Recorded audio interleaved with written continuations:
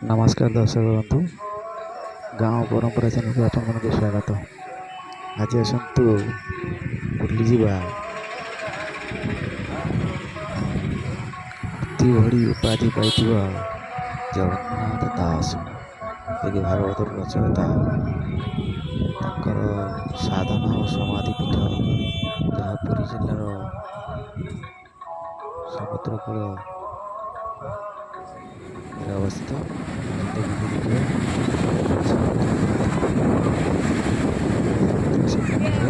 साधना समाधि पीठ